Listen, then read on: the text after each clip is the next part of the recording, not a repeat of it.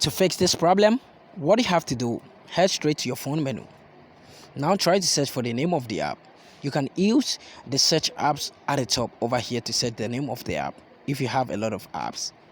When you find the name of the app or when you find the main app, what you have to do is to use your finger to tap on it for some while. And this is going to pop up. Tap on application details. And now you're going to be in the app info. Tap on notifications and make sure the show notification is toggled on. Now go back, tap on the permission and make sure you allow the storage permission. After that, go back, tap on storage and cache, then tap on clear cache. After that, go back and tap on force stop.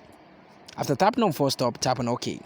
Now lastly, tap on data or mobile data and Wi-Fi or mobile data and restriction, which it depends on the phone you're using.